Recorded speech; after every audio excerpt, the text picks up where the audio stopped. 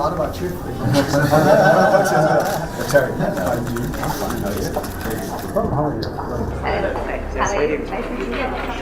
Nice meeting you. How are you? Hey, how are you? Good to see you. Hey, how are you? I'm from Canada. Morning, how are you? Sorry for keeping you waiting. This is, we took up this space 2 months ago. We're trying to expand. 2 months ago? 2 months ago. Hi, so I'm Kago Kagichiri, and I have a mobile learning company. Mobile learning. Although for me, I dropped out of school. Actually dropped out of school 3 times. And I hated school a lot, and it's basically we had the internet. I had the internet, access to the internet at a very young age, and I realized that the things that were pushing my curiosity, making me want to learn more, I was receiving on the computer, but I wasn't getting it at school. And obviously the reason we founded Eneza is because we are seeing that school is not the place to unlock curiosity and potential of students. Especially when you look at a lot of the new young populations are coming from most of the rural areas, who's going to be able to show these students that big things are possible. And so basically at Eneza what we do is we use the phones that they already have, so very simple 1G, 2G phones, to deliver interactive two-way content for their local curriculum, for important content that they need in life, whether that's being able to navigate the business courses, whether that's on how to be a gentleman, how to add value to the society. And we also have personal coaching, so students can actually ask questions and receive questions from real teachers on the platform, just with very simple phones that they have in their family. Very interesting. So, do you have any competitors, or do you have anything doing the same thing like that? Well, now we are seeing a lot of people sort of starting into this space. I think what we have an edge over all the other competitors is that our telecom partnerships, we've been able to innovate this weekly subscription model that a lot of people haven't been able to figure it out. And I think that's also why we've been able to sort of last for 6 years, because in the edtech space, you have to show that you can drive market adoption of your product. Today, internet and mobile probably is the best university that I've ever had. You can communicate with all of the world. So I think the ideas you've got are fantastic. The only thing is that as an entrepreneur, that never build up a good team and set the big vision, but milestones and go on, never give up.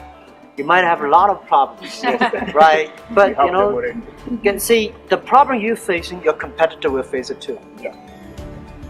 And you think you have a lot of tough days, but your competitor may have a much easier time. You never know, right? So you say that the competition within you is not is the speed of solving the problems. For us, our story is very similar, like everybody else. We found a space on the other side. We found that entrepreneurs were working in isolation. Everybody was working from their home or from a coffee shop. And we needed to bring them together because of my business experience. I, like Kago, dropped out of university second year. Long story, we couldn't afford it because I needed to pay for my siblings' school fees. And I had done a lot of manual labor before that. So I started my first company, I failed. Started my second one, I failed. And then my third company started working, which was buying domain names from Bulgaria, buying them at about $35 and selling them at $150 in Kenya. The reason there was a business opportunity was because people didn't have credit cards, and this was the only company that accepted Western Union. So I'd ask, do you want a domain name? I'll sell you a domain name. I'll come and I'll get the domain name for $35, sell it $150 and support it for a year. And then I was lucky enough to meet Anna, who is right over here, and she invested 50,000 euros for an incubation hub. Yes, so that was the beginning. Yeah. So Anna invested 50,000 euros for an incubation hub, and we agreed that we'll bring all the young entrepreneurs we can, so we share a lot of knowledge and skills and that.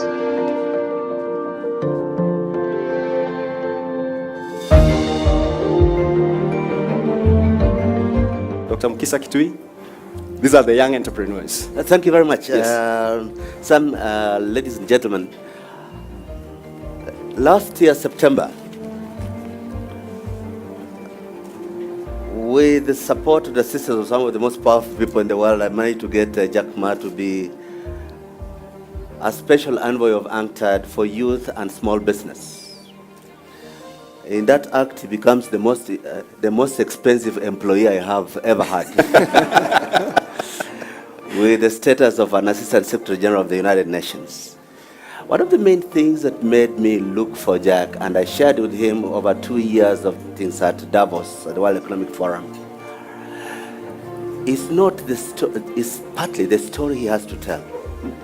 The tenacity of saying falling is ordinary, rising after a fall is what takes genius, is what takes guts.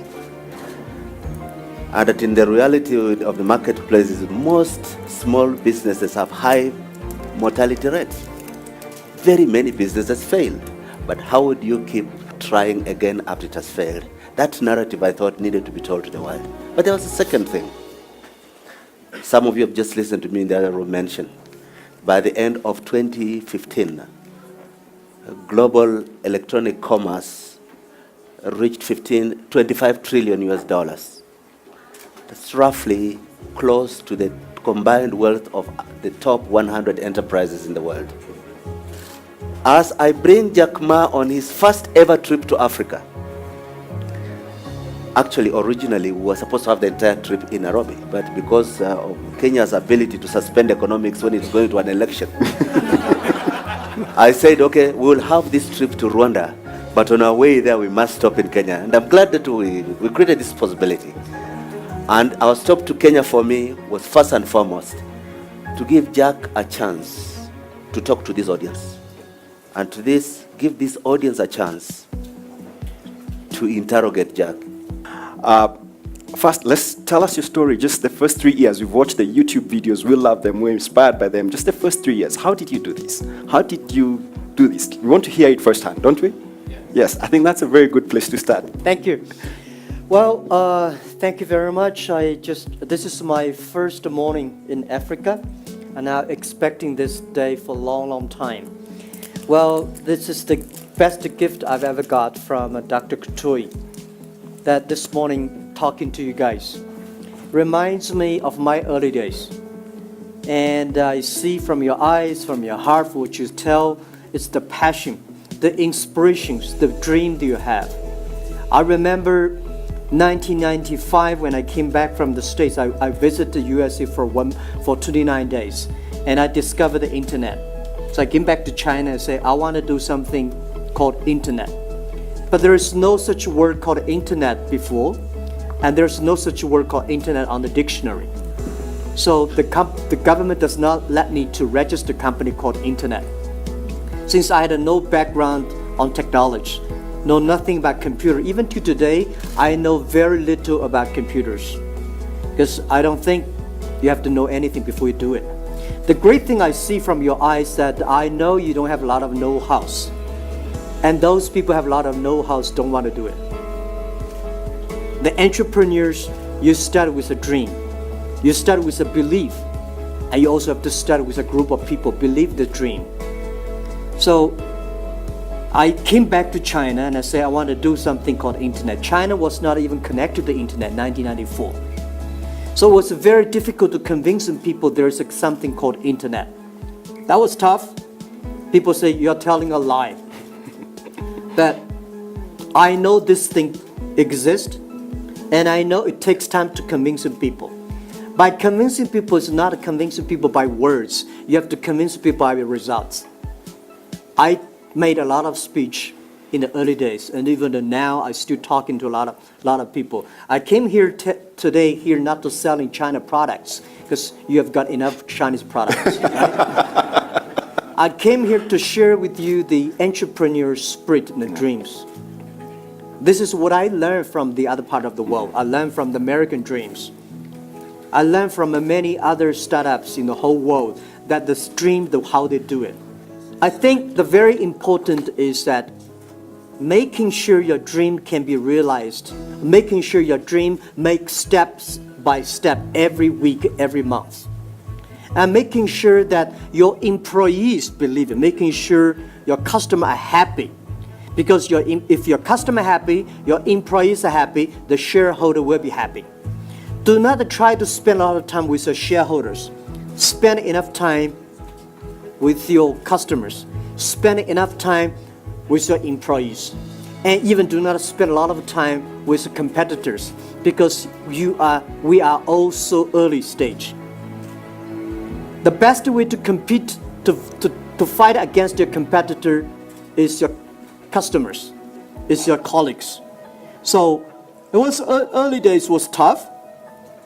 I was the number 7 guy in China connected to the internet. The speed was so slow. You would never imagine, because in order to prove that I was not the thief, telling people telling lie, so I invited the TV friends. I've got some university schoolmates. They work in the TV station, so I invite them to come to my room and say with a camera, and I want to tell there is something called internet. It took us 3 hours and a half to download the first front page of my website. But at least to prove there's internet there. Yesterday when I arrived in Nairobi, the speed of internet, was so fast. It's so fast.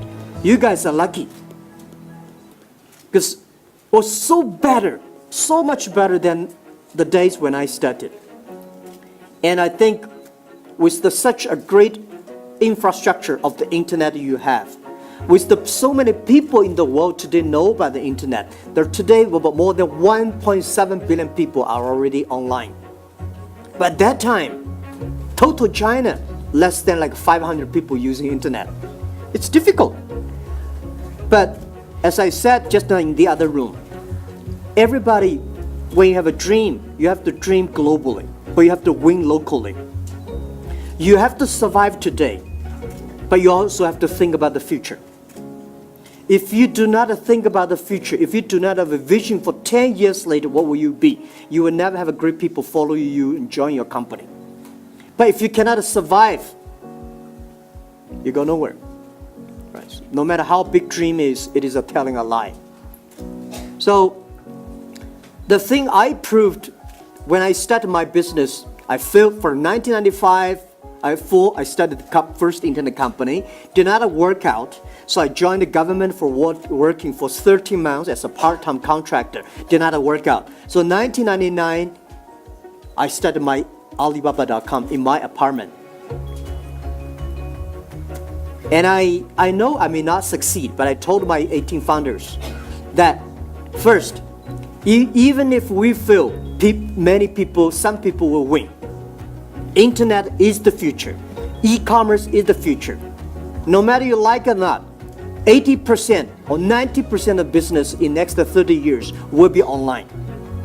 And no matter what, the best way to serve the world is the internet. So I know that if I cannot make it, somebody will make it. So I continue to make it. And then the second thing I tried to prove is that if Jack Ma can be succeed, 80% of the young people can be successful. We don't have money. We don't have a relationship. I don't have a powerful, rich father, even though we don't have a rich father or uncle that can sponsor us. Everything we do is the 18 founders. We believe the future. We make progress. Even among the 18 founders, we only have 3 engineers. Among the 3 engineers, only one of them had 3 years experience at university, study computer. The other 2, they are like amateur computer. When they open it, they don't know how to fix it. Start from there to today, we have 25,000 engineers in our company. And nobody comes to buy and sell. For the first 2 weeks, terrible. We built an e-commerce company. Nobody comes to sell. So we have to list our own products on there. Waited for 2 weeks. Nobody comes to buy. So we have to buy ourselves. And then the first month, some people come to sell things on our site. We buy everything. So we buy a whole house of rubbish for the whole month. We started. Nobody believed e-commerce. Until today, or last year, we sold $550 billion from nothing to $550 billion. And I think compared to yesterday was big sales, but compared to 10 years later, we are nothing. So this is what I want to say. The great ideas I heard in the next room inspired me and changed my You are guys are the hope of Africa. And I believe 15 years ago, 18 years ago in my apartment, I told my team, we are the hope of China. Because we are the guys without any resources. If we can make it, most people can make it. If most people like us, without money, without resources, only with the dream and belief, if we can make succeed, China will be successful. You guys are the hope of the Africa. Because what I see, I did not see you guys a lot of money. Because a great entrepreneurs should not have money. If you have money in your mind, this is US dollars, this is RMB, and you're talking like English pounds. Nobody will work with like. If you have a good dream, if you have a plan to making progress, things will happen. And I changed my mind this morning. Just a half an hour there, I would do more things in Africa. And the only thing I want to do is not to sell products here. And I will enable you to sell your dreams all over the world in Africa. Supporting entrepreneurs is always my dream, because I know how tough it is to be an entrepreneur. It is difficult. I never cry. I said, I only make my competitors cry. Because if I cry, I'll probably die 100 times. Because we have to encourage our team, and I say, making sure that we can survive tomorrow. As I said, before I answer your question, I want to say this is my belief. And this is what I tell every day to myself. Today is difficult. Tomorrow is much more difficult. But the day of tomorrow is beautiful. Most people die tomorrow evening. Even today, as my size, for our company's size, I still believe today is very difficult. I have more problems than anybody here can imagine. You say, now you are big. You make billions of dollars every quarter. I have much more problems than you have. Much more headache than you have. When I was young, 18 years ago, I thought, what if I can make my company bigger? Then I can cigar, lie on the beach. I have a lot of people work for me. I thought that would, now the company is getting bigger, my problem is getting bigger. I've gotten much busier. But this is our life. One day, when you pick up the job as an entrepreneur, this is your life, you pick up. Don't complain. Where's the opportunity? The opportunity always lies in the place where people complain. If you solve the complaint, you got a problem. You got an opportunity. This is what I believe. And also, as an entrepreneur, I think most of the projects I heard there is about platform. You guys are building a platform. The essence of building a platform? A lot of people in China want to build up a platform. The difference between build a company and build up a platform is a platform is to enable others, make other people happy. A company is to make yourself happy. This is the difference between 20th century and 21st century. If you're 21st century, if you want to be successful, making sure your employees are successful, making sure your customers are successful because you're using your services. If you can make your customers successful, your employees successful, your platform will be successful. This is the essence. And remember that. Empower others. You are empowering yourself, and you are empowering your platform. Thank you. So any questions you have? Yes, thank you very much. The question picker is Mikul Shah. You have a question about leadership. So there's a lot of entrepreneurs in the room today, and I'm one as well. We discussed our business a little bit earlier. One of the struggles that a lot of our entrepreneurs are finding is how to become leaders. And I truly believe there's a big distinguishing factor between entrepreneurs and good leaders. So my question is, are there any leadership principles that have contributed to your success as a leader, not as an entrepreneur? Leader doesn't have a fixed style, right? Some leaders good at speaking, some leaders never speak by actions. Leadership doesn't have a style. Everybody can be a leader. A good leader should have a vision.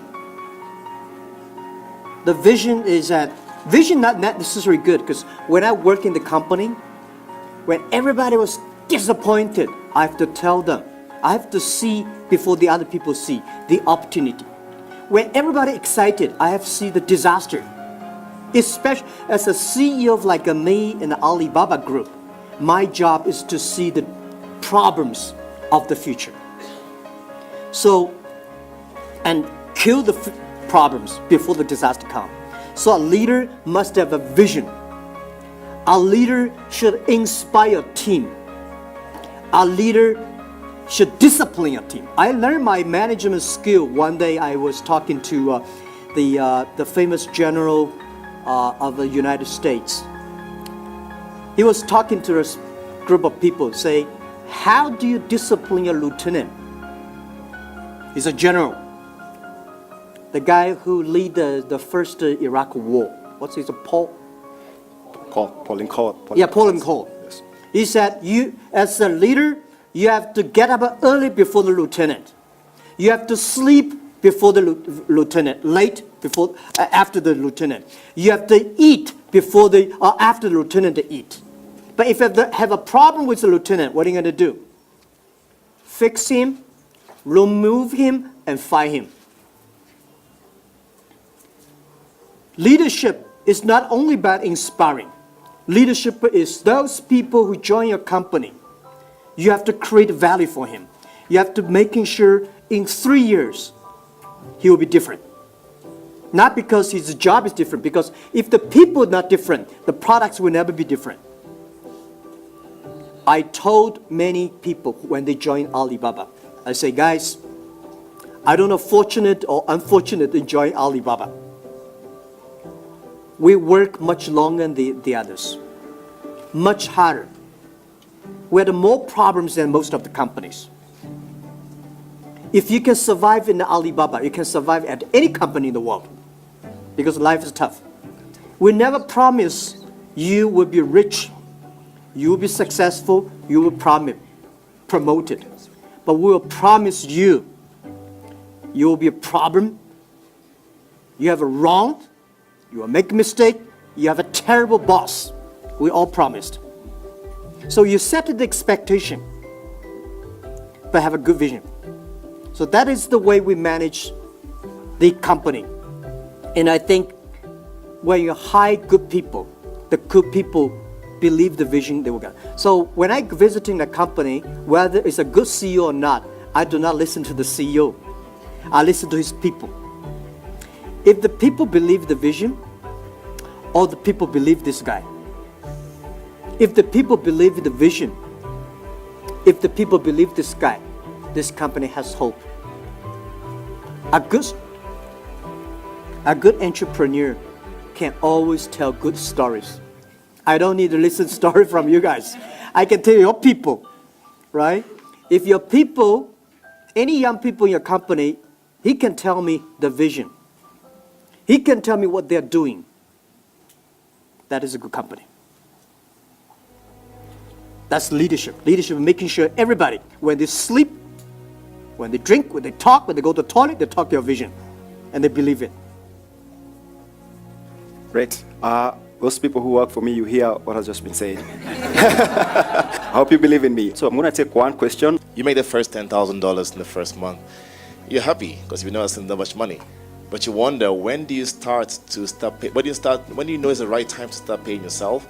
Because most entrepreneurs that I've realized that either they get a grant or funding, or they make a little money they make, and just like, you know what, I want to buy a Range Rover. They start buying too many things they don't need. But when is the right time for you to know that you can start paying yourself? Pay myself? Yes. Good question. A lot of startups complain that they never get the money from banks, never get the money from the other venture capitalists. Well, rejected by banks, rejected by your venture capital is very normal. you got money from these guys, not normal. Why people want to help you? Right? There's no reason people help you. You get help because you earn the credit. You earn the reputation. So borrow money from your friends, families. That's the first step. That's everybody. If you cannot even borrow money from your friends and relatives, you guys have a problem. Nobody trusts you, right? So I heard you borrow $2,000, $1,000. That's good. That means you have this trust from those people that around you. At least you got somebody. So that's called the seeding money. Seeding money means you have to grow. The seed is not the money. That money is what? That money is the trust of the seed. You have to use your money very carefully. And then spend the money. I tell you the true story that what I did. 18 founders. I told 18 people the day when we have the first meeting. I said, guys, now put all your money on the table. Nobody is allowed to borrow money from your parents. I don't want to spend their pension. Nobody is allowed to borrow money from friends. That's your saving. No matter how much money you have, put on the table. Keep 10 months job, living expense in your pocket. Because 10 months later, if we cannot raise money or make money, we all go together looking for jobs. And you have to live 5 minutes driving or walking distance from my apartment. So I call you, you come. And people say, we don't go home, we sleep there. And then we gathered $50,000. We thought we can last for 10 months, but we only lasted 3 months. Even if we spend every cent very carefully, because remember, good days always come very late. Tough days always come early. No matter how safe, the money is spent very quickly. So we did not have a pay for this first 8 months, even if when we raised the money from venture capitalists, $5 million, our first round, we did not have pay. And then we started to pay 500 RMB, which is like $60 a month. $60. My CFO, today he's vice chairman of the company, his pay at that time like $300,000 US pay, annual pay. He joined me and I say, I cannot pay you money. He said, okay, I cannot even pay you 500 RMB for 1 month. He said, okay. So we all agreed for the first year we don't have a pay. When we start to have the pay, we pay the employee first. When we have a raise money, when we have certain money that we think we can survive for 2 years, I told the team, all right, let's start to pay. But we can never compare our pay with the other company. People say, Jack, Microsoft paid us that much, that you only can pay us that much. I said, please go to Microsoft. Right? For us, we give options. We give shares. My share in the company early days was close to 60%. Today, my share is only 7%. I give all my shares to the people because my investor did not believe. One of my key investors, he did not believe in giving shares to the colleagues. He said, no, Jack, don't give shares to the colleague, to the employees. I say, I have to say, if you want to give, you give. I don't give. I say, I give. Even if I give my shares, today, I think I don't know what is my stock price yesterday, $150 something. We start from 1 cent. From the first day 1 cent to today, we divided a lot, probably like $500, $800. When I give the 1 cent to many employees, those people love the 1 cent. They are good colleagues. They say, I'm okay with 500 RMB, $50 a month. I love the share options. I want the shares.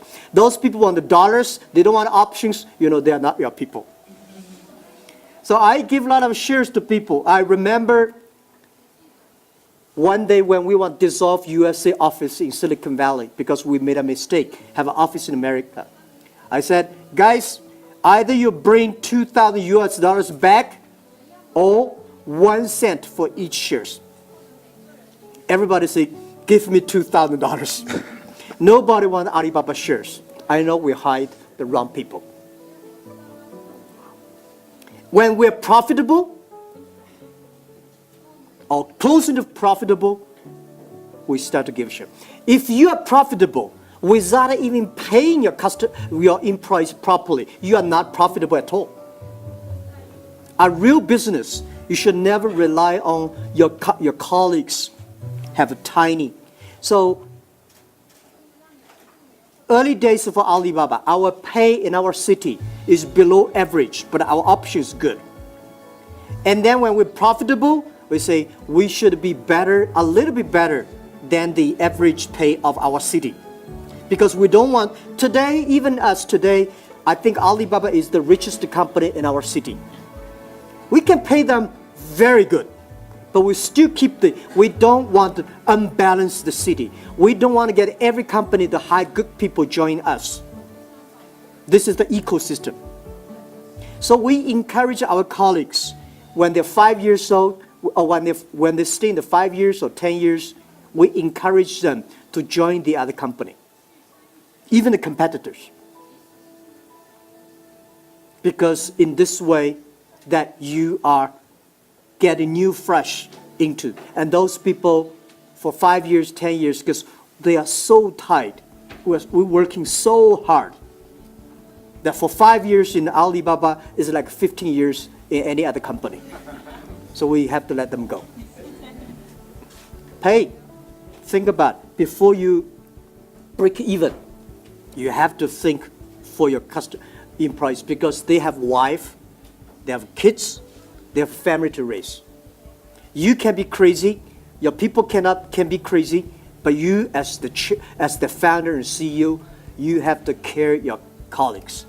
Only when you care for the colleagues, your colleagues will care for your customers. That's what we believe. Wow, I guess that deserves a standing ovation, guys. Thank you so much, and all the best. Yeah. I think you guys have a great dreams, and keep on doing that. And Alibaba will do anything we can to enable you guys. So we have gone ahead and we've made you parents of 2 baby elephants. We adopted 2 baby elephants because a lot of these people here are like small baby elephants, small businesses that want to grow to big giant businesses like Alibaba. So the significance of the gift we're about to give is the fact that all your small businesses can become big giant elephants, which are giant and gentle. You pay attention to your customers, you pay attention to your employees, and then you pay attention to your shareholders. And so I will ask Dr. Kitui to come, and you have a baby elephant that you can take care of for a year, Baby Mbegu. Baby Mbegu. You will receive emails from us and from the David Chedrick Foundation about the growth of the baby elephant, as much as you'll hear the news from this country. Jack, thank you very much. On behalf of this ecosystem, you have a Baby Mteto. Oh, Baby Tattoo. Baby Mteto. That's your baby elephant for the next 1 year. You'll receive email updates through Jason or yourself, and you'll get to know how the baby elephant is doing. It's at David Chedrick Foundation. If you ever decide to come into the country, just go there, say, I want to see my baby, and you'll be shown what your elephant did. That's great. Yeah? Thank you. Thank you very Thank much. you. We really appreciate it. Thank you, guys. Thank you very much. This is Alibaba Dao. We call it small is beautiful, Yes. and small is powerful. Great. Thank you. Thank you very much. And thank you so much for you supporting all these entrepreneurs. There are a lot of things I can learn from you, and Thank we you. can do together. Thank you very much. I'm honored. Thank you. I received this on your behalf, guys. Small and beautiful. So we're going to do a quick selfie. Okay. We are selfie people. We are a selfie generation. Yeah. So how are you going to do it?